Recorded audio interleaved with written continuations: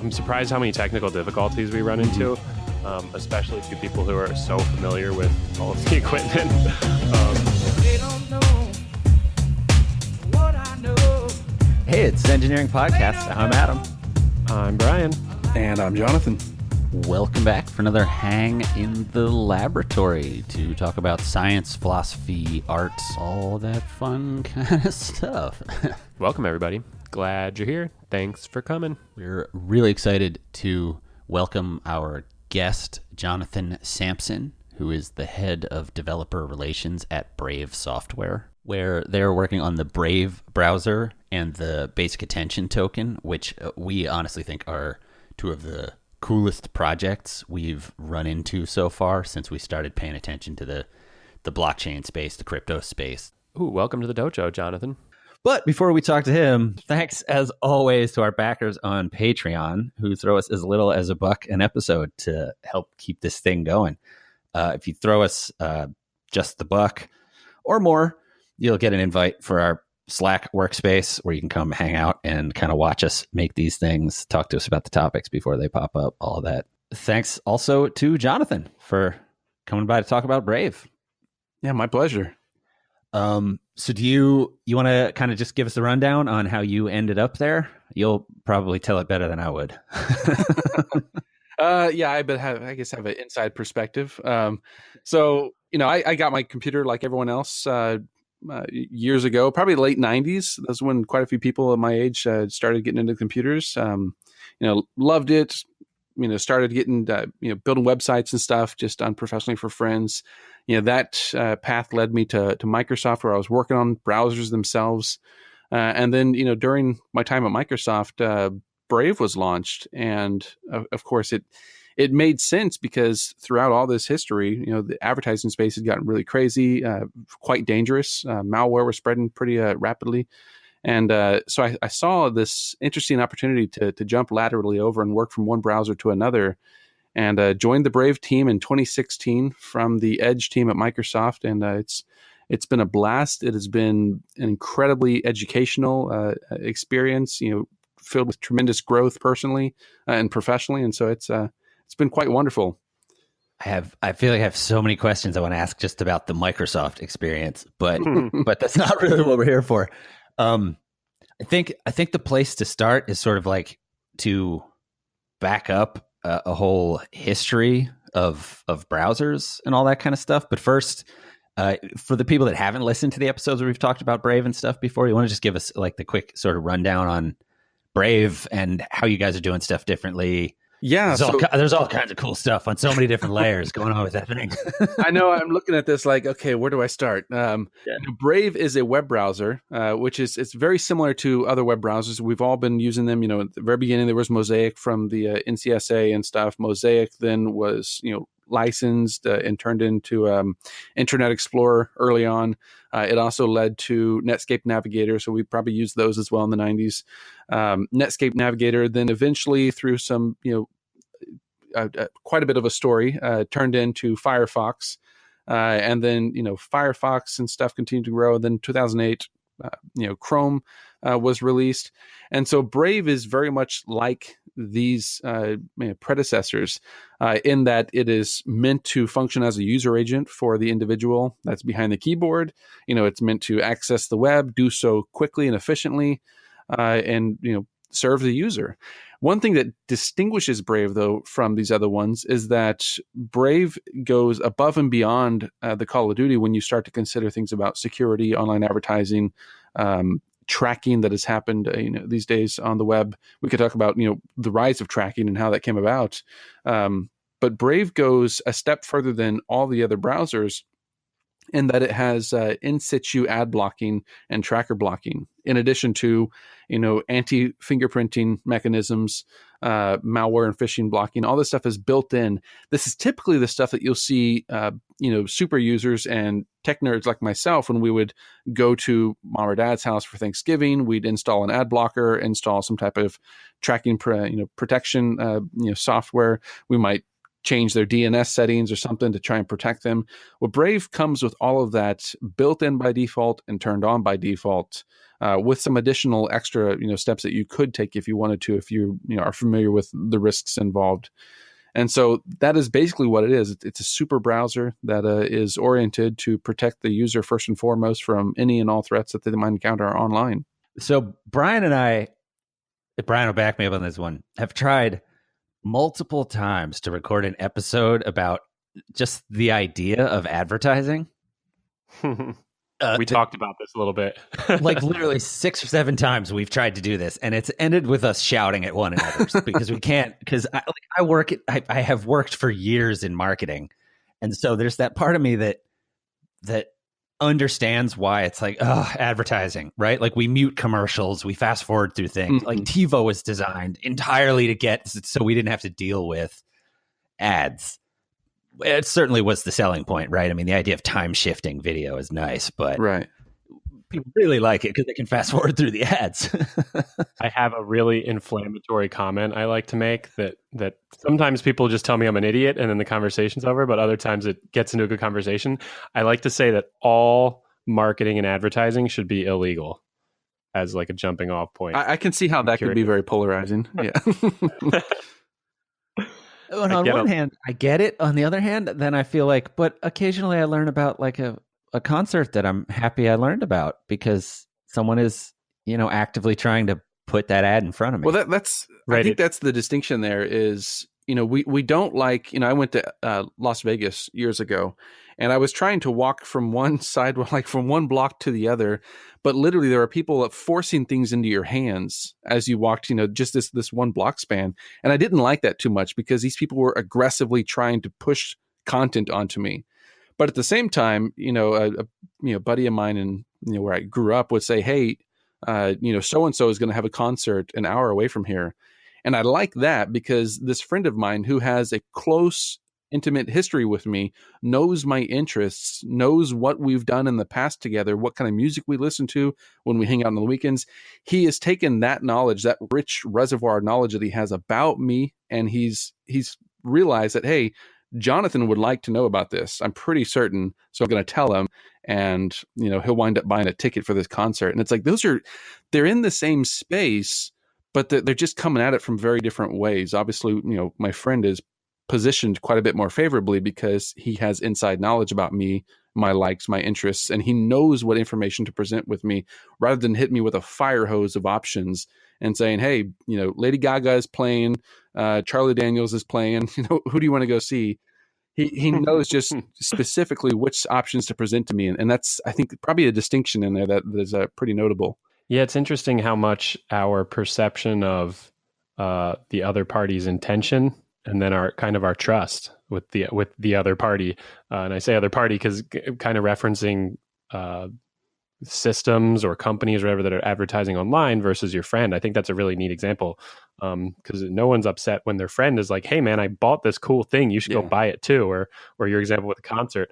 But when you're online, there's this skepticism and there's a mistrust because you don't know what's going on. And especially these days as ads get more and more targeted, and when people feel like, man, is someone listening to my microphone on my phone, which we know is happening sometimes. Your own perception of your own world and control of your own world, I think, starts to really mess with you. So, in a totally random aside, I looked this up once. The guys you're talking about that stand on the side in Vegas with the like cards that are usually for escorts. They're the reason they never say anything, they just flick the cards and then kind of throw them at you, is because there's some like loophole in the prostitution laws there where you're not allowed to like run a TV commercial or bark on the corner about an available escort. But if you just hand someone a card, it's okay. So they're not allowed to shout at you because they're actually would make them pimps. But if they just hand you a card, it's fine. Give them away. It was a completely unexpected experience. I mean, this was not at like 10 at night or 9 at night or 8 at night. This was like at 6:30 or something. Like you're on your way to dinner and yeah, the only time is on the way to breakfast is the only time you don't encounter that. I feel like that brings us to just organically to the conversation of tracking, which is what Brian always brings up when we end up arguing about this stuff. It just, the idea that people are just now, I think, starting to become aware of the amount of tracking that's happening on the internet. Like partially just, it's blunt things, right? Like they notice the retargeting that the Amazon ads show you frequently after you've already purchased the product. And you're like, wait, come on, I bought it. Like, what more do you want from me? Buy it again. Yeah. Right. But then there's weird stuff like the crypto jacking that's, and like headlines are starting to pop up that are making people realize how much of this stuff is. Yeah. I mean, some of that crypto jacking worked its way into YouTube ads not too long ago. Yeah. So do you want to kind of talk about the sort of the history of how we got from a website is just a thing like it's sitting on a server and I go look at it to this thing is doing so much stuff. Like client side. Yeah, I mean, gets you weird. look at the internet today is such a radically different place than it was, back in my day. This is just, we're talking 20 years. It's not even a great span of time, but back in the 90s, the internet was largely stateless. You would type in a website address and the web page would appear and you would click something and the whole screen would change and you'd go to a different page. Even if you wanted to post a comment, today we have small comment boxes. You type your comment, hit enter, and it just appears on the page. You don't have to wait for things to refresh. Well, the internet was stateless and without scripting in the past too. So a lot of the stuff that happens dynamically on the page is happening because of something called JavaScript in the page itself. And so you go all the way back to the early 90s, and one of these students at the University of Champaign-Urbana. I think he had already graduated by that point. He was, had another job elsewhere, but Brendan Eich went and joined Netscape, and he was there to, build a lightweight scripting language inside the browser. And so he did famously in 10 days in May, he had this short, schedule. He had a small allotment of time to both create this language and then do a demo to show them that this is something feasible that can work in the browser moving forward. And he successfully pulled it off. And of course, the internet has never been the same as a result. And so the web browser became not just this stateless, silly little thing, where pages were static, you could start to do things. Meanwhile, to address the statelessness, which was, you would make a request to, I'm thinking Netscape.com. And, Netscape.com would respond with the bits for that page. It would render the page on your screen. And then if you clicked a link for netscape.com/downloads.html or something, well, a new request would be made, but that request would not have any knowledge about the previous request for netscape.com. And so there was this no persistence of data over sessions that users would be entangled with the server. And so they created what's called a cookie. And this is a household thing now. Everyone knows what cookies are. We just know that you have to clear them sometimes. And so cookies are these small bits of information that are sent with every request to certain domains. And so if I go to netscape.com, Netscape can create a cookie. It's a small piece of persisting data on my machine. And then the next time I request anything from netscape.com, that cookie is going to go with it to tell it about previous interactions I had. And so this was great because now these servers could persist some data to make more meaningful sessions for us users. Well, then, around the same time, early 90s, the image tag was created. Websites were largely just text and color. And then, the image tag was created and put into the browser so you could render images as well. And you could render images from not just the website you were visiting. If you were on netscape.com, the image didn't have to be hosted on netscape.com. The image could be hosted on yahoo.com or Excite or Dogpile or something like that. And you would be able to have these images from other domains. But that meant if I went to Netscape and an image was loaded from Yahoo, well, when that request was made to Yahoo for that image, a cookie would also be sent to Yahoo from my interaction on netscape.com. So out of all of this became born this ability for third parties to track my traffic around the web. Now, this required, requests made for these images and stuff like that. But then, XHR, the XML HTTP request object was introduced in the 90s as well. And this was a way for websites to make asynchronous requests to endpoints out on the web and stuff. And then, things just continued to compound and get more and more complicated. And it was all a big, beautiful accident.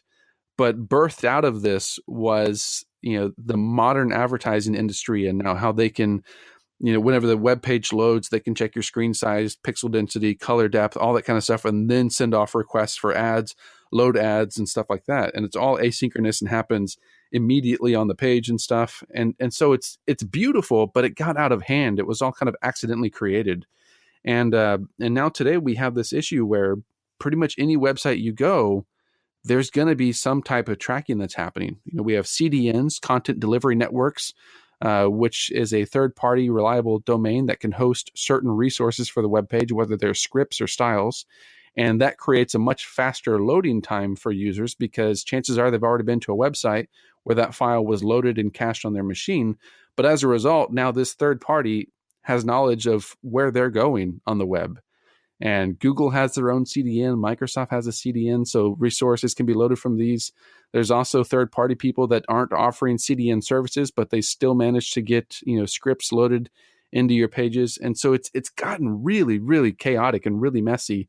And you can see some websites will have as many as like 70 trackers loaded into them. And it is an unbelievable evolution of the system. And here we arrive at 2015 when Brave was founded, to hopefully forever change and improve and reform this industry. The single worst offender that I run into day to day is the Hollywood Reporter, which I'm happy to call out by name. They're running 50 or 60 trackers per, like it's so jammed up if you load it in a browser that doesn't have an ad tracker running that I've stopped even clicking on their links. Even in Brave, I just don't. It makes sense why this happens. Obviously there's a direct correlation to the amount of knowledge you have about an individual and the efficacy with which you can push products on them. And so if you know a lot about somebody, you have a better chance of having a successful sale go through. And so obviously if I have a friend of mine talking to me, when you enumerate all of the things my friend encourages me to do, there's going to be a higher percentage of those where I do it versus all the things random strangers on the street encourage me to do. And so if they can get more knowledge about you, which is why we start to see, 20, 30, 40, 50, 60, 70 trackers put on these pages, that's, the more they can co-opt that knowledge to sell and make a profit off of you. And the frustrating thing is, they're trying to get to the same endpoint, but via two very different paths. They want to have a very deep and intimate knowledge about you, but they want to do that without having, the closeness and the connectivity and the invitation from you, the explicit, indicator that I want you to have this knowledge about me, like I have with friends in my personal life. Well, and one of the funny notes that I had before the episode was I constantly have a moral struggle as someone that does marketing and controls web properties specifically. Like Brian and I did a whole episode where we talked about it was a context of us launching a new website, but we kind of talked through the thought process of like the optimization that we felt needed to happen before we could do this whole thing. And a lot of that was a discussion of the production optimization, but then also like a lot of that was getting Google Analytics installed. And like there's a subset of what feels like best practice tracking things that I do for every website I'm running. And I'm always a little like, they don't know that this is happening. The people that you can just see a ping from, there's somebody from Michigan on the site right now. Huh. There's an interesting space where this goes because if you try to think through kind of what the end game of advertising is, if it could be anything, if it were perfect, if it were extended out in the future, we have the capabilities of doing this, is I sometimes think that the end game is, well, I don't need to think about stuff I need anymore, or I don't need to think about things I want anymore, right? They kind of just, maybe I even just, my credit card's directly hooked up to my web browser or whatever, my digital device, and the system knows so much about me that when I need toilet paper, it's just at the door. When I'm hungry for a cheeseburger, it's warm and ready to go in my like food replication device. And so it's a weird, it's funny to think that digital advertising, which now feels like this it's this it's something that exists in between me as a consumer and the businesses that are producing things. But it's really like it almost feels like it's in its infancy. It's a thing that is eventually, it's a middleman. It's going to go away.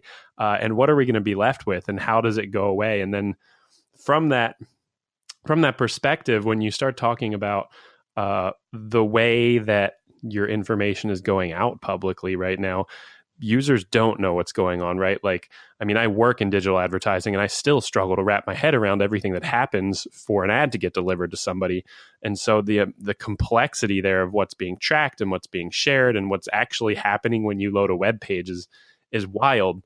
But when you start to look at it from I like the example we've been pulling here where we kind of talk about a friend referring you to purchase something or to go to an event.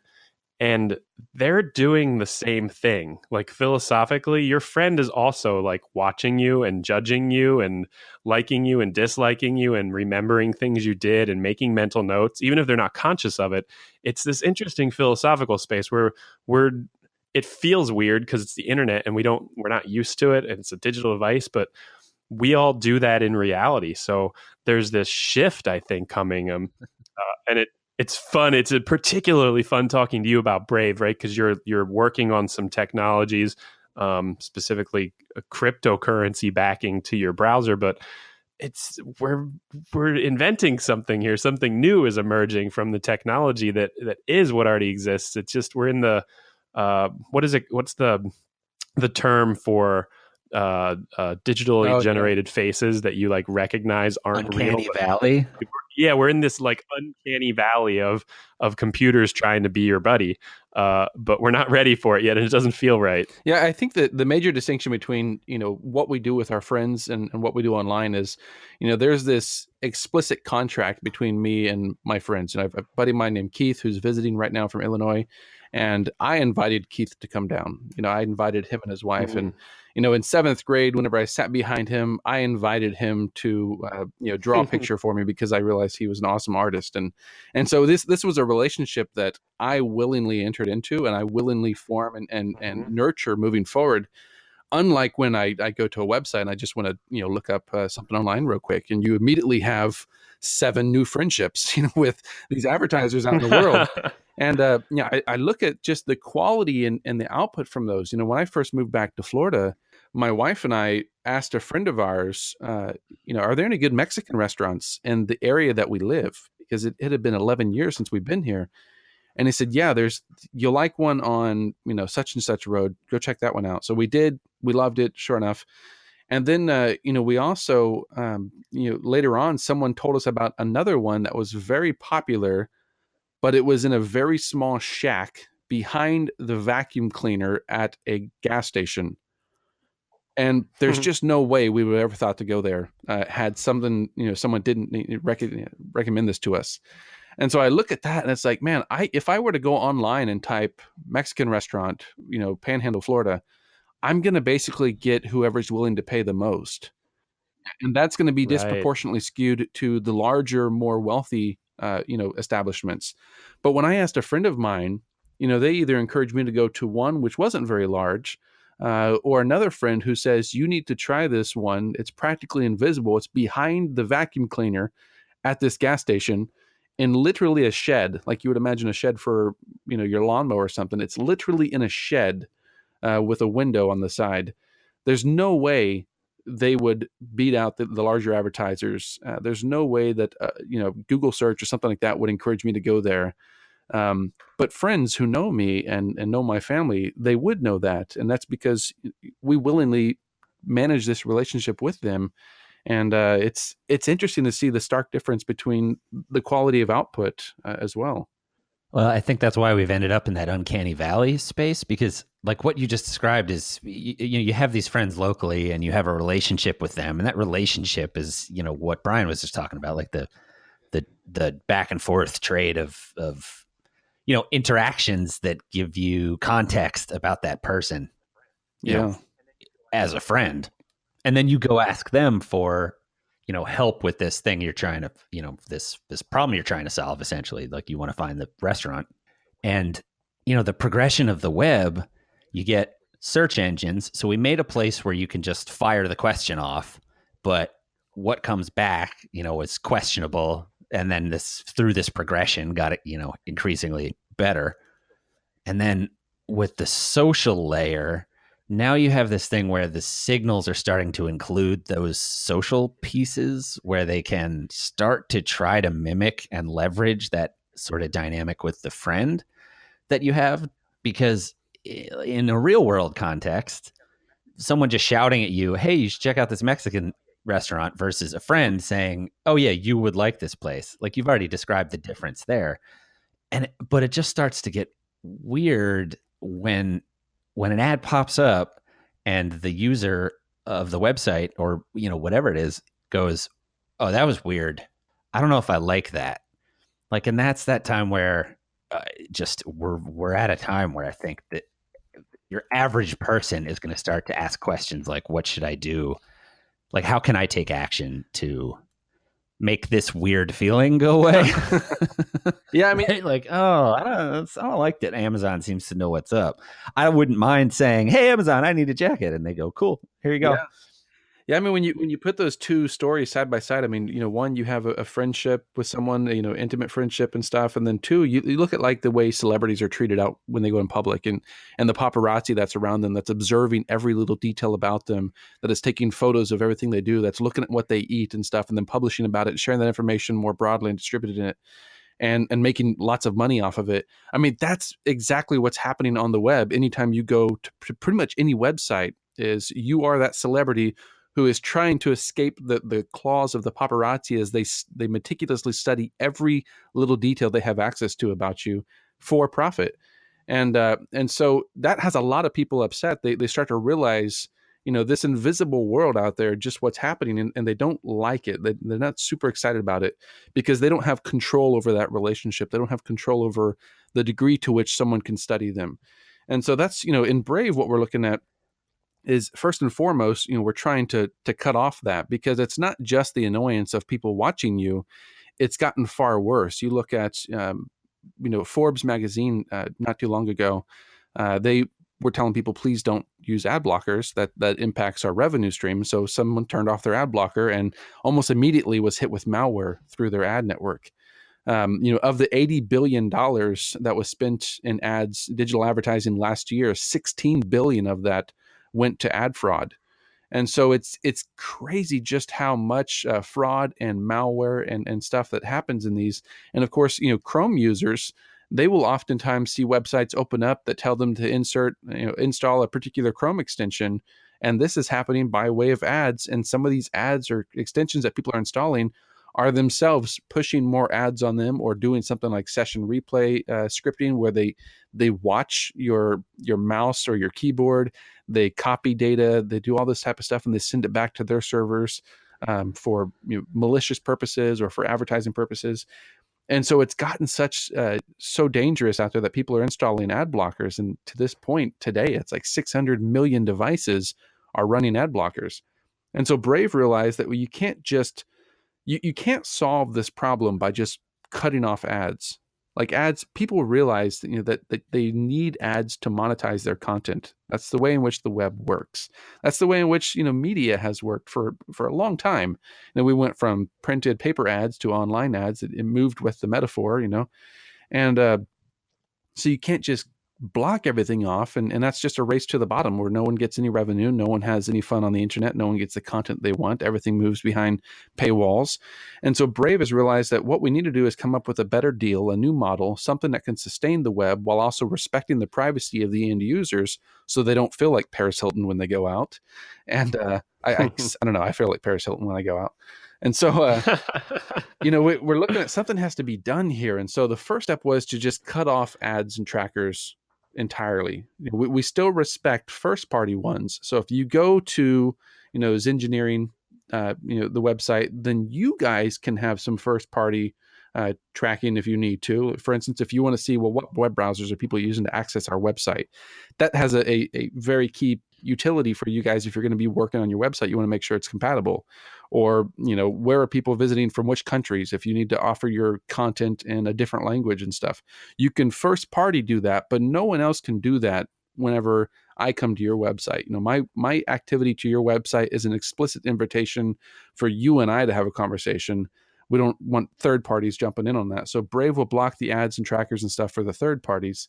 We can start to look at the attention of the end user, and the attention is really, I think, the key point here. It's a commodity. It's something I have that other people want. And if I'm giving something of me, something of my own, my effort, my time, my attention, it really makes sense that I should get paid for that. And so that's what Brave is looking at in the long term, is that the ad industry can be reformed. It can leverage client-side machine learning. So you're already interacting with your web browser. Your web browser is that friend of yours, that friend that you've been with for years. I mean, we live and breathe in our web browsers with, how we interface with the internet. And so it's that explicit contract you've formed as that friendship, and your web browser learns about you, and it does so in a reliable, secure, and trustworthy way. I know that, my friend who I've staying with us in our house, he's not going to go out and broadcast to everybody on the street, what kind of comforter my wife purchased for our bed. He's not going to tell them what kind of television we have in the game room or something. He's just not going to do that kind of stuff. But he is going to make great recommendations for me if I ask him, what should we eat tonight? He's going to know what we ate last night. He's going to know what he and I have eaten over the past 20 years. And so, that's what Brave is looking at, is you can have this better, more reliable friendship, this relationship with your user agent, your browser, and your browser can be that arbiter between the world and you that makes decisions for you, more meaningful decisions. And that's good for the user because they're not getting bombarded with irrelevant stuff. It's good for the user too, because Brave is looking at paying the user 70% of the revenue for those ads. And this is an entirely opt-in relationship too. That's one of the core kind of tenets behind Brave, is the user is king. The user gets to make these decisions. But it's good for the advertiser too, because they're not wasting advertising money on trying to sell lotion to me or something, or scented socks or some weird thing. Right. Like, well, one of the things you were saying before is you said no one gets the content they want, right? Like it's not this idea that advertisers are evil. We want them to talk to us. Like, I want to be in control of the signal that goes out that they use to craft that stuff, all the way up to, with my knowledge of like cryptography and things like blockchain, I know they could also anonymize that. They could still feed me information relevant to me without even knowing who I am. And the fact that that's not really happening is the part where, like, I do want the content that I want. And I also want a stream of new things to discover, to come in. But it's about trying to find a paradigm that isn't about them running 60 scripts to see what I've been up to by checking all these cookies. You touched on a couple interesting pieces of this whole puzzle, I think, Jonathan, in the last couple of things you said. And it's in that space where we start to look at kind of the economics of how information is influencing our lives these days. And specifically the idea that our time as human beings, our attention, the time I invest in something is really the currency of life. It's not my dollar bills. It's not the thing I do at my job. I'm getting paid for my time, right? You're paid to be at your job for 8 hours. When I go on a website and I'm spend an hour reading a really interesting article, like, I've invested the most valuable thing I have, philosophically at least, is my time alive.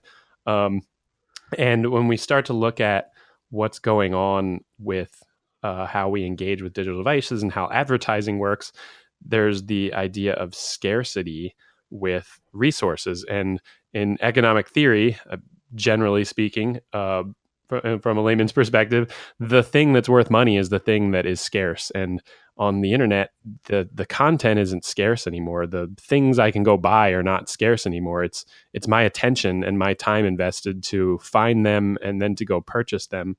And so the thing that's really fascinating for me about what Brave is doing, we've kind of talked through the technology that's solving some of the problems, some of the obvious problems for the users, the privacy and security, and keep your computer running well, and don't let people spy on you, don't let them run things maliciously. But the really interesting shift here is, in my mind, is the idea of how can we monetize. How does the user get to monetize what they're really investing? I'm investing my time to be on your website, or to listen to your podcast, or to watch your YouTube channel. And we've never been in a position where that is feasible to think about. Throughout history, we have paid for cable, we've paid for newspapers, we've paid for entertainment, because there weren't technologies that would allow us to do anything differently. And all of a sudden, there's some stuff happening.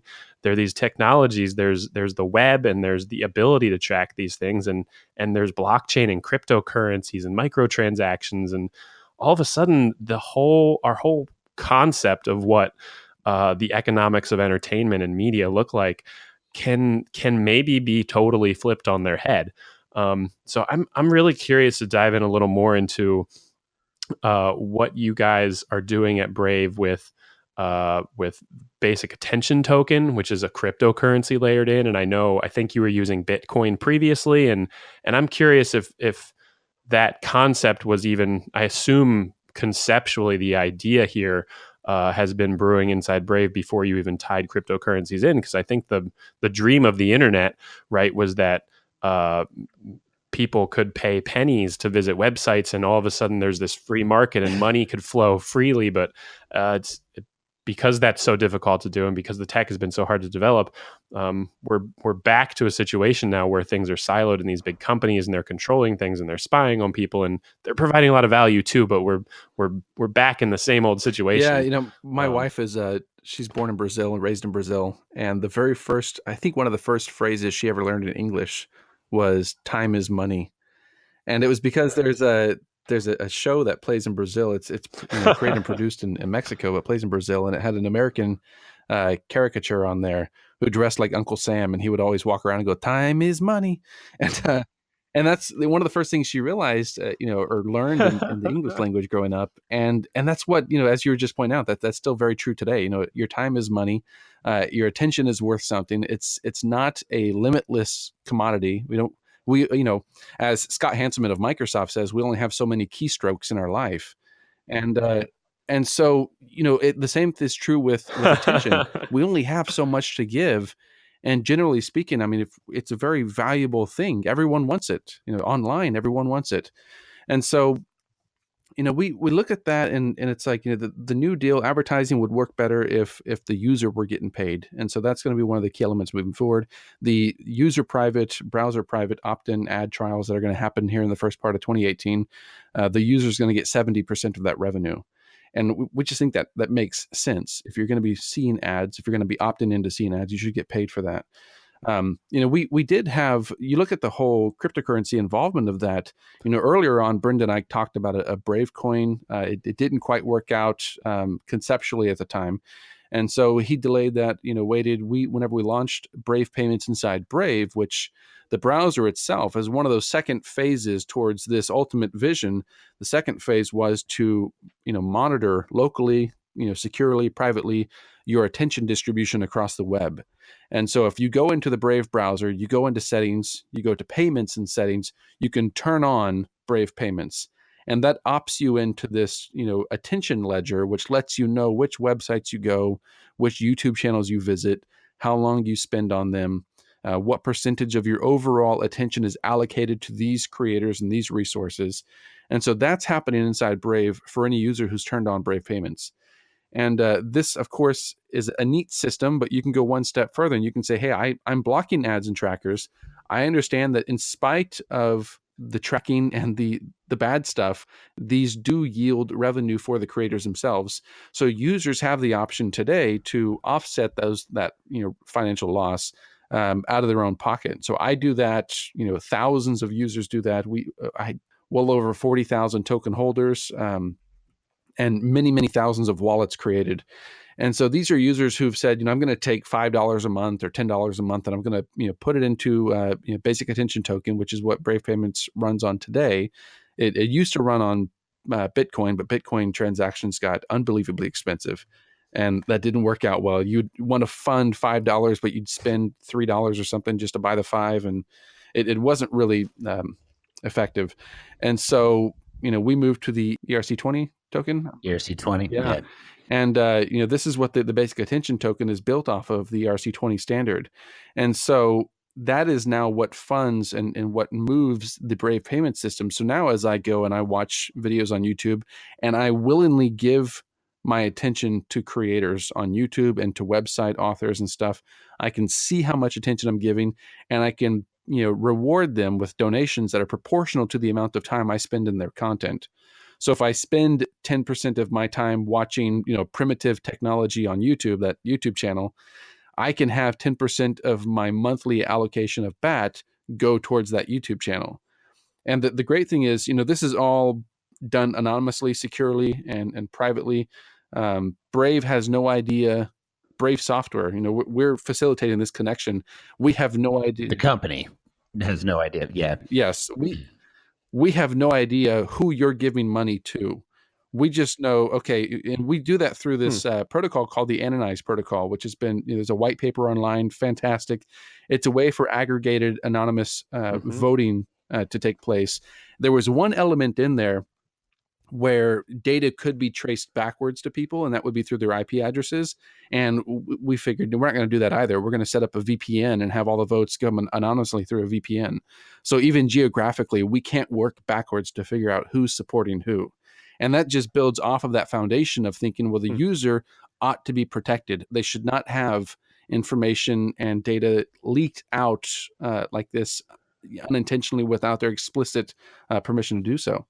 And so today, that's in Brave. You can support people, who verify and claim ownership over their YouTube channels or their websites effortlessly and easily on a monthly basis with these micro donations. And so I think it's working really well, both as an engineer on the team and as a user of the system. This is the Bosley hair club type of thing. I'm not only an engineer, but I'm a user of this. I may need the hair stuff again in a couple of years too, but we'll see. There's an interesting legal layer in that, where there's a thing called the third party doctrine, if anybody wants to Google it and dig into it further. But it's basically, it's how a lot of the questionable government metadata tracking is allowed to happen. There's basically because of constitutional protections, citizens of the United States can't be tracked or surveilled in certain ways without violating constitutional rights, basically.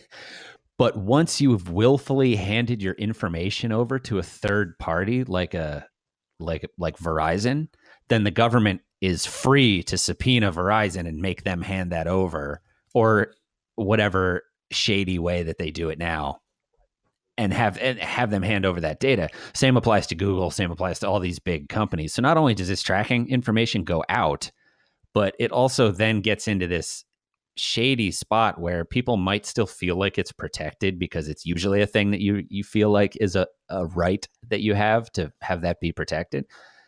Actually, as soon as it goes out the door in this context, it's now fair game to be just scooped up by like Prism or whatever and stored in a data center in Utah. Which sounds like I got super doom and gloom all of a sudden, right? But it's just a really weird space where not even just the weird feelings we talked about and all that stuff. Like, there really is this component to the whole thing where if that stuff isn't controlled by me and then sort of anonymized before it goes out the door, the only option right now would be to shut off my cell phone, shut off the internet, shut off all these things, make sure none of this tracking has happened to the best of my ability. But otherwise, like, that stuff isn't just, hey, it's out there and these advertisers are using it. Like, I generally consider anything that I've ever put into a website like public. So yeah, I think that's a very sober realization too. I mean, ideally everybody would be very keen to how this stuff is leveraged. I mean, we saw again with the Snowden revelations, there was the argument, well, it's just metadata and metadata is not very useful. And it's, we start to realize that that's not the case. I mean, metadata can be very, very useful. And so the goal with Brave though is not to encourage everyone to become very keen to what's happening in the security space and InfoSec communities. we want to efface all of that. I mean, even the blockchain, we integrate the blockchain into Brave itself for the payments component, but we want to efface it. We want to erase that from the end user. We don't want the end user to have to feel as though they need to learn all of this stuff, because it's very exhausting if you're trying to cover all of this. I mean, just the blockchain itself. I mean, if you sit down and you want to start learning about cryptography and how these keys work and how the individual, what distinguishes, the Ethereum blockchain from the Bitcoin blockchain, and, what is Monero? Why do we have 2,000 of these things? What is the ERC-20 standard? That's a lot of work for someone to really look into.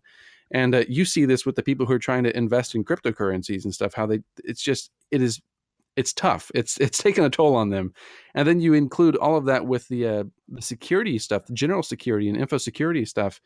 It's just too much work. And if you require your users to be privy to all that, you're really not going to have a very appealing or inviting, winsome product. And so in Brave, that's why we do all the security stuff that you and I would do for family and parents and stuff like that on every Thanksgiving. We do all that stuff by default, so the browser is as safe as it can be.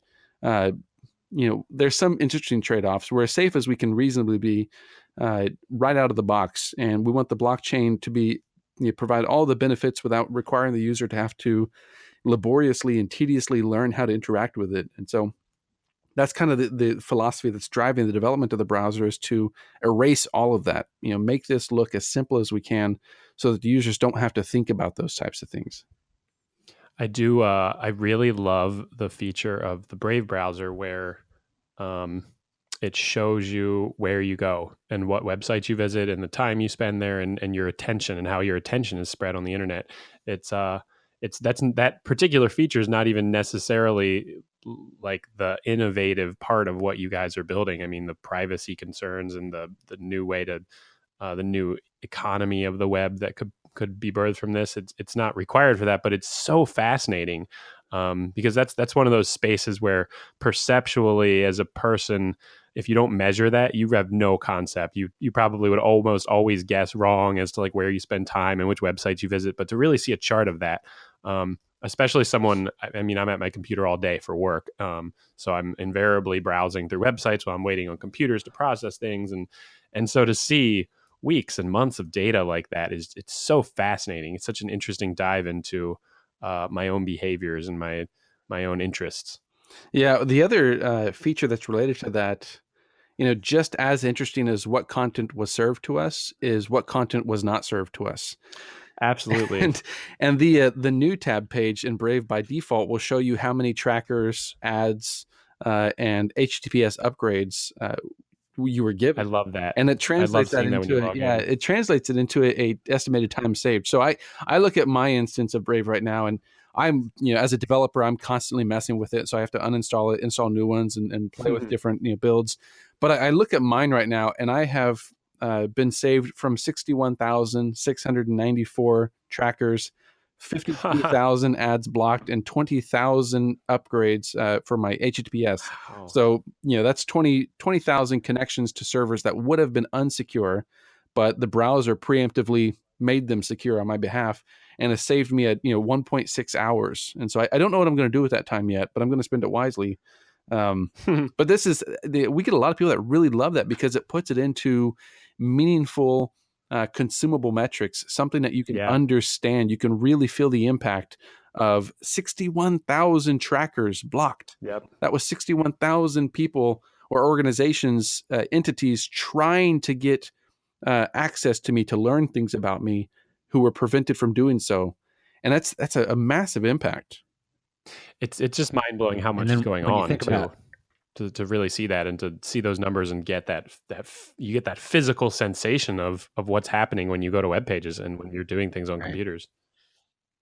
Well, and when you think about the minutes that you listed, I mean, that's, if you're on a mobile device and you're talking about mobile data, which for a lot of people, is they're only paying for so much a month before they hit an overage, and then they have to pay extra. Like, the number you really could put next to that also is how many dollars you probably saved in data costs. Well, that research has been done. We one of the things that we realized earlier on is that when you go to the mobile space, about 50% of the data you load is ads and trackers.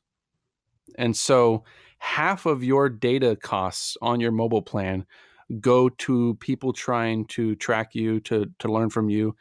And so you're paying for this. And for the average phone bill, for the average account, it's about $23 a month. And so that's what is astounding. You know, back in the 90s, when I would go on the internet, we'd pay per minute. And, you know, I only got 15 minutes a day as a result. Thanks, Mom. And so, but, you know, we look at that today. This is still a real phenomenon. Many people are paying for their data. You know, they don't have an unlimited supply of it. And so you look at the mobile space, $23 a month on average, up to 50% of the data your phone is downloading is not really useful for you because it's just invisible, you know, ads and trackers. Yeah, I want to point out to listeners that the basic attention token white paper, the first 5 or 6 pages, as I recall, is just a really fascinating dive into the browser ecosystem and online advertising, and to really see these numbers and where money's flowing, who makes money on advertising, who's spending money, what it's looked like over the last 10 years. It gets from there very, very technical very quickly, but that intro, I sent that around to a lot of people to look at. It's a great summary. We'll link to that in the show notes. Yeah, there's a video on there as well for people who want a 3-minute kind of overview on the very front of basicattentiontoken.org. Oh, great. Perfect. I feel like that's a pretty good place to get out of here in terms of, we just told you where to check out more, and then brave.com is the address to get the browser, check all that stuff out. Hey, it's been thanks a lot. So many more questions I want to dive into. I know. We can talk about this for days. I'm really, it's taking all of my willpower to cut us off at a reasonable time. Right. Well, it has been a blast. I mean, you know, brave.com, as you mentioned, we've got builds for Windows, Mac OS, Linux, Android, iOS. Anywhere users are, we want to be there at their side to protect them. So I definitely appreciate the opportunity to come on and chat with you guys. It has been an absolute blast. And if you want to pick it up in the future with some more questions, I'm more than happy to come back. Great. Killer. And people can get you on Twitter. Yeah, I think that's how we first connected. Yeah, I'm on there as I've got 2 accounts on there. One is just at Jonathan Sampson. The other one is at Brave Sampson. So if you want to chat about Brave specific stuff, hit me up at the Brave Sampson. And I'm always jumping on Skype calls with people as well. So if you've got questions, I'm more than happy to take some time and accommodate your schedule to the best of my ability. Well, thank you for a wonderful conversation, Jonathan, and for bearing with us as we had continuing technical difficulties this morning. So many. This is by far the worst. Hopefully we got it solved now permanently. Yeah. But this is Engineering Podcast. I'm Adam. I'm Brian. And I was Jonathan. Take it easy, everybody.